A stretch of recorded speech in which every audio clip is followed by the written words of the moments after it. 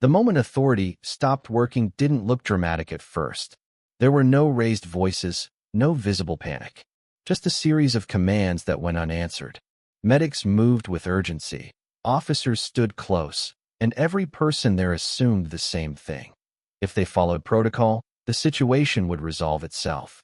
Authority had always worked before. Rank, training, and procedure were designed for moments exactly like this. But the wounded SEAL didn't respond. He didn't flinch when ordered to lie back. He didn't acknowledge the medic kneeling inches from him. The insignia on uniforms meant nothing to him in that moment. It wasn't defiance. It wasn't confusion. It was something quieter and far more unsettling. The system everyone trusted was suddenly irrelevant. In military culture, authority is more than power. It's structure. It's safety. It's the assumption that in chaos, someone is in control. When orders are given, they're followed not because of fear, but because they've been earned through shared discipline and trust. That's why the silence was so uncomfortable. It wasn't just a wounded man refusing help. It was a breakdown in the chain that everyone depended on. The officers did what they were trained to do. They repeated instructions. They adjusted tone. They escalated slightly, assuming the issue was clarity or shock. The medics prepared to act regardless, because lives don't wait for consent. Still, something held them back. There was an unspoken hesitation, a sense that forcing the situation could make it worse. Authority usually clears obstacles. Here, it was hitting a wall. What no one could see was that the SEAL wasn't operating in the present. Trauma has a way of collapsing time. To the people around him, this was a controlled environment with familiar faces. To him, it may have felt like an entirely different moment, one layered with memories of previous missions, losses, or moments where hesitation meant death. In that state, authority symbols blur. Rank doesn't register. Orders don't translate. The brain switches to survival mode, and survival doesn't care about hierarchy. That's the fragile truth about authority. It works only when the person on the receiving end can recognize it. When the mind is overwhelmed, authority becomes noise. The louder it gets, the less effective it becomes. This isn't something taught easily, because most systems are built on the idea that more control fixes problems. In reality, there are moments when control does nothing at all. Around the SEAL, people began to notice the gap. The commands were technically correct, perfectly delivered, and completely useless. No one wanted to say it out loud, but the situation had shifted from medical to human. The playbook no longer applied. Authority had done everything it could, and now it was standing still. This is the moment most organizations fear, even outside the military. The moment when titles stop carrying weight. When expertise doesn't translate into influence. When the person in charge realizes that leadership alone isn't enough to reach someone. It feels like failure, even when it isn't. It feels like losing control, because in a way it is. What makes this moment so powerful is not that authority failed, but that it revealed its limits. Authority is excellent at managing systems. It's far less effective at reaching someone who has mentally stepped outside those systems. The SEAL wasn't refusing treatment out of stubbornness. He was unreachable by the language being used. And until someone spoke a different language, nothing was going to change. The tension in that space came from more than concern for his wounds. It came from the realization that no one in charge could fix this with rank alone. The usual tools were exhausted. Protocol had been followed. Orders had been issued. Respect had been shown. And still, the gap remained. In those few minutes, authority wasn't removed. It was exposed. Exposed as something that depends on shared context, shared trust, and a shared sense of reality. Without those, even the strongest command structure becomes background noise. The people standing there weren't incompetent. They were simply facing a situation where competence looked different, where the solution wouldn't come from the top down, but from somewhere unexpected, from someone who understood the internal world the SEAL was trapped in, someone who could reach past rank and procedure and speak to the part of him that was still listening. The SEAL didn't refuse treatment because he didn't trust the medics. He refused because, in his mind, accepting help meant breaking a rule that had been carved into him long before that moment. It wasn't written anywhere. It wasn't taught in a classroom. but it lived deep in the culture he came from, reinforced by every mission, every loss, every debrief that ended with the same unspoken message: you endure, no matter the cost. Pain was familiar territory. Injury was expected. From the first day of training, SEALs are taught that discomfort is background noise. You learn to compartmentalize it, to push it aside, to function as if it doesn't exist. Over time, that ability becomes instinct. When something hurts, the first response isn't to seek help. It's to assess whether you can still move, still fight, still finish the job. In his case, the job wasn't over yet, at least not in his head. Even if the mission had technically ended, the mindset hadn't. Trauma doesn't shut off when the radio goes quiet.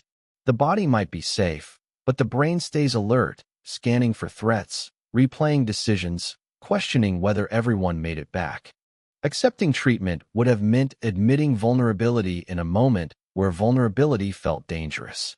There's also the weight of responsibility. Elite operators carry a deep sense of obligation to their teammates. Many would rather suffer silently than risk becoming a burden. In his condition, he may have believed that drawing attention to his injuries would divert resources from someone else who needed them more. In high-stakes environments, self-denial is often framed as strength. But strength can turn into a trap. When endurance becomes identity, stopping feels like failure. He wasn't just a wounded man on a deck. He was a SEAL who had survived things most people never see. To him, being treated meant stepping out of that role, even temporarily. It meant allowing others to see him as fragile, and that went against everything he had trained himself to be. There's another layer that's harder to see from the outside. Trauma can strip away language. Under extreme stress, the brain prioritizes action over communication. Words lose clarity. Instructions blur. The SEAL may have understood the medics logically, but emotionally, their voices didn't register as safe. His refusal wasn't an argument. It was a shutdown. Refusing treatment was also a way to maintain control. When everything else feels unpredictable, holding on to one decision can feel grounding. Saying no, even silently, can be the only way to assert agency. For someone trained to control outcomes, surrendering to a stretcher, needles, and strangers can feel like losing the last piece of autonomy they have. From the outside, it looked irrational. From the inside, it made perfect sense. His brain was protecting him the only way it knew how. By staying rigid. By staying alert. By refusing to transition from warrior to patient. There's a misconception that elite training makes people immune to fear or trauma. In reality, it often means they experience it more intensely. They're trained to notice everything, to anticipate danger, to take responsibility for outcomes. When something goes wrong, that awareness doesn't disappear. It amplifies. The refusal wasn't about pride. It was about survival logic applied to the wrong moment. His internal system was still calibrated for combat, not care. The medics were offering help, but his instincts were telling him that help equals exposure. Exposure equals risk.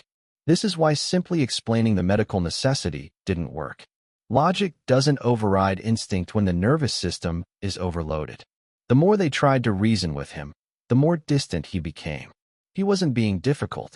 He was stuck in a mode where compliance felt unsafe. Understanding this changes how we see refusal. It stops being a problem to solve and becomes a signal to interpret. The SEAL wasn't rejecting treatment itself. He was rejecting what treatment symbolized to him in that moment. Weakness, loss of control, and the end of a role he didn't know how to step out of yet inside elite units. Rules exist on two levels. There are the written ones that everyone can quote, and the unwritten ones that everyone lives by. The unspoken rule that mattered most in that moment wasn't about rank or protocol. It was about loyalty and survival, and it operated beneath conscious thought. It shaped how operators saw themselves and how they related to each other long before anyone earned a title. That rule is built during shared suffering. Long nights, failed missions, near misses, and the quiet understanding that the person next to you may one day be the only reason you make it home.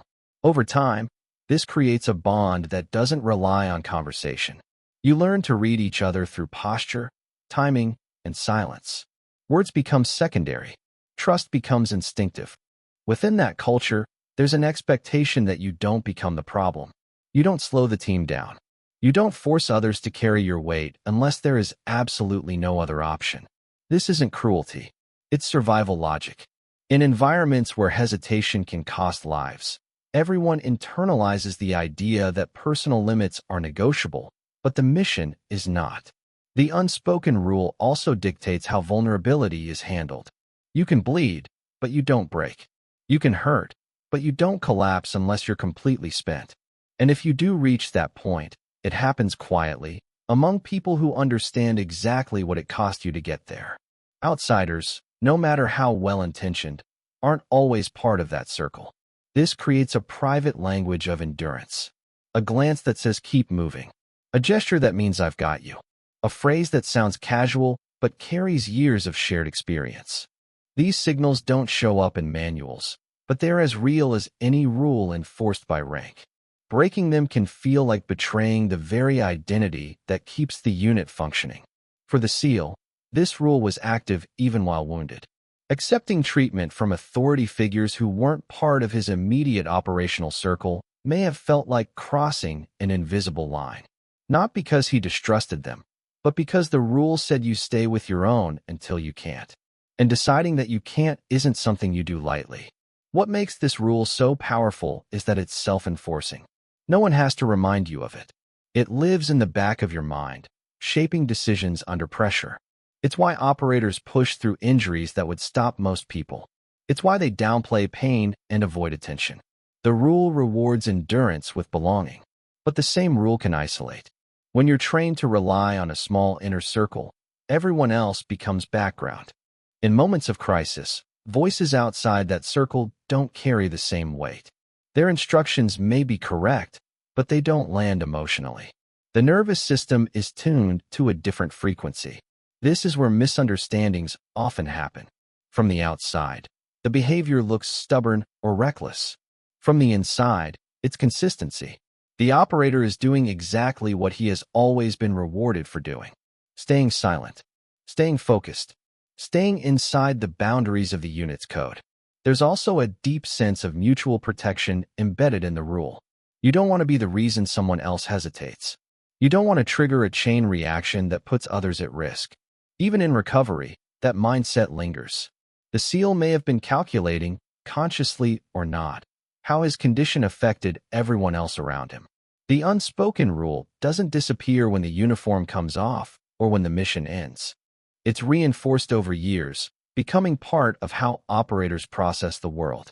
In high-stress moments, it overrides newer information.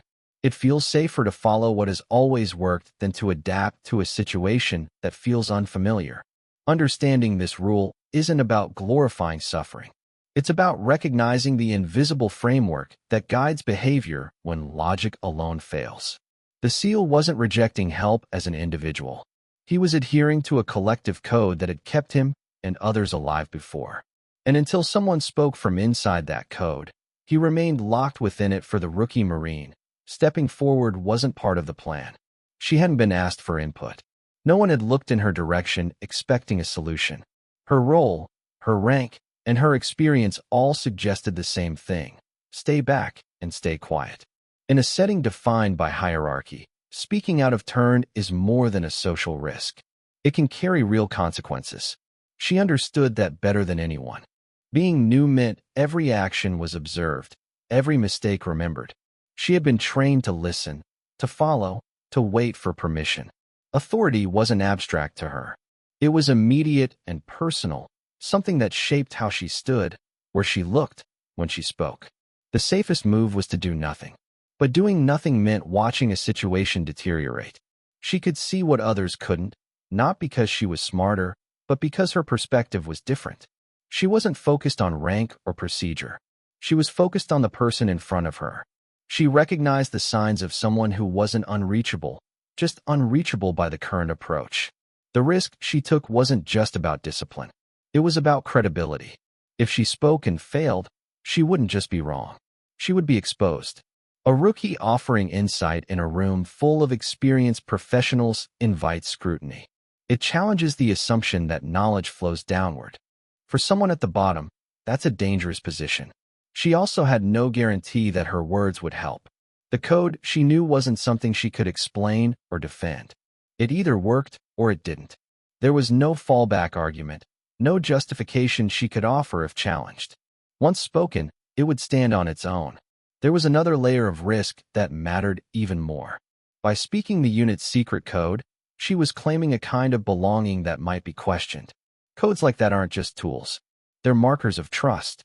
Using it in front of others was a declaration that she understood something deeply personal about the SEAL's world.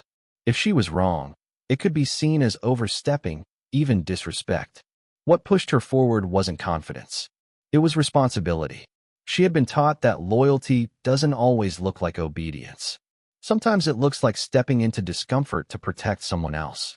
The moment demanded action, and she felt the cost of inaction more sharply than the fear of consequences. She chose her timing carefully. She didn't interrupt. She waited for a pause, for the subtle opening that comes when everyone realizes they're out of options. Her voice wasn't loud. It didn't compete with authority. It simply entered the space, calm and deliberate. In that instant, she was exposed. Every eye could have turned toward her. Every assumption about her place could have been reinforced or shattered. The risk wasn't hypothetical anymore. It was immediate. The courage in that moment wasn't dramatic. It was controlled. She didn't try to take over. She didn't explain herself. She trusted that the code would do what explanations couldn't. That trust required letting go of the need to be validated or understood. For someone early in their career, that's a rare kind of bravery. It's easier to speak when you have nothing to lose. She had everything to lose. Reputation, trust, standing. Yet she spoke anyway. This kind of risk often goes unnoticed because it doesn't look heroic in the traditional sense. There was no physical danger, no visible sacrifice. But socially and professionally, the stakes were real. One misstep could have defined her in the eyes of her peers and superiors. By stepping forward, she challenged the assumption that solutions only come from the top. She demonstrated that awareness isn't tied to rank. That sometimes, the person closest to the problem sees it most clearly. The risk she took wasn't reckless. It was precise. A calculated decision made in a moment when silence felt more dangerous than speaking. The code itself was simple, short, easy to miss if you didn't know what it meant. To anyone outside the unit, it would have sounded like an ordinary phrase, maybe even insignificant. But inside that world, it carried weight far beyond its words. It wasn't designed to give instructions. It was designed to signal safety. Codes like this exist because in high-risk environments, clarity matters more than explanation. When time is limited and stress is high, there's no room for long conversations. A few familiar words can cut through chaos faster than logic ever could. This code had been used before, in moments when things went wrong and trust was the only thing holding the team together. When the Marine spoke it, the effect wasn't immediate movement. It was recognition. The SEAL's attention shifted. Not dramatically, but enough to be noticed. His body language changed. His eyes focused. The noise around him faded, replaced by something familiar. The code told his nervous system what his conscious mind couldn't process yet. What the code did was reframe the situation. Up until that moment, his brain was interpreting everything as a potential threat. Hands reaching toward him. Voices issuing commands. Equipment closing in. The code interrupted that loop. It didn't argue with his instincts. It redirected them. This is the power of shared language. Not language meant to explain, but language meant to anchor. The code reminded him that he wasn't alone, that someone present understood the rules he lived by. It placed him back inside the unit circle, even in the middle of a medical emergency. Trauma narrows focus. It strips away nuance and leaves only essentials. In that state, unfamiliar input gets filtered out. Familiar signals get prioritized. The code worked because it was stored deep, associated with moments of trust and survival. It bypassed rational analysis and went straight to the part of the brain that decides whether to fight, flee, or stay. There's a misconception that words lose power under stress. In reality, the wrong words lose power. The right ones, delivered at the right time, can cut through layers of fear and confusion. The code wasn't comforting in a sentimental way. It was stabilizing. Once the SEAL recognized the code, his resistance softened. Not because he suddenly understood the medical necessity, but because his environment felt safer. Safety doesn't mean absence of danger. It means presence of trust. The code reintroduced that trust. This shift allowed everything else to follow. Instructions began to land. Touch became tolerable. The medics didn't change their approach, but the context changed. They were no longer perceived as outsiders imposing control. They became part of a coordinated effort, aligned with the unit's values. What's important here is that the code didn't override his will. It didn't force compliance. It gave him a choice he could access. In moments of extreme stress, choice is often the first thing to disappear. The code restored a sense of agency. This kind of communication is often invisible to those who haven't lived it. It doesn't show up in training manuals or official procedures. Yet it can be the difference between escalation and resolution. The Marine didn't need to explain the code's meaning. The meaning was already there, built over time through shared experience. The code also carried respect. By using it, she acknowledged the SEAL's internal world instead of dismissing it. She met him where he was, rather than demanding he come back to where everyone else was standing. That alignment is what made the moment work. What unfolded next wasn't a miracle. It was a transition. A wounded operator shifting from combat mode to care mode. That shift didn't happen because of authority or persuasion. It happened because a few familiar words reminded him who he was with and that, for this moment, it was safe to let go. The lesson isn't really about the military. It just happens to be where the story takes place. At its core, this moment reveals how trust functions when pressure strips everything else away. When time is limited and stakes are high, people don't respond to titles, policies, or perfectly worded instructions. They respond to signals that feel familiar and safe. Trust isn't built in emergencies. It's revealed in them. The SEAL didn't suddenly decide who to trust in that moment. His response was shaped by years of experience, by patterns that had proven reliable under stress. The Marine's words worked because they aligned with those patterns, not because they were clever. This has implications far beyond combat zones. In workplaces, families, classrooms, and crisis situations, we often assume that authority or expertise will carry us through. When someone shuts down, we tend to escalate. We repeat ourselves. We speak louder. We add consequences. What this story shows is that escalation often widens the gap. Pressure changes how people hear. It narrows their ability to process unfamiliar input. When someone is overwhelmed, they're not ignoring you. They may be incapable of receiving what you're offering in the form you're offering it. Understanding that difference changes how we respond. The Marine didn't succeed because she outranked anyone or because she had the perfect argument. She succeeded because she understood the emotional operating system of the person in front of her. She knew which signals mattered and which ones would be ignored. That kind of understanding doesn't come from authority. It comes from proximity and attention. This challenges the idea that leadership always flows from the top. In moments of real stress, leadership becomes situational. It moves to whoever can restore alignment and safety fastest. Sometimes that person holds a title. Sometimes they don't. The effectiveness of leadership in those moments is measured by outcome, not position. The story also highlights the difference between compliance and cooperation. Compliance can be forced. Cooperation has to be earned. The SEAL wasn't resisting out of stubbornness. He was protecting himself in the only way he knew how. The Marine didn't try to overpower that instinct. She worked with it. There's a tendency to romanticize toughness and endurance, especially in high-performance cultures. But toughness without connection becomes brittle.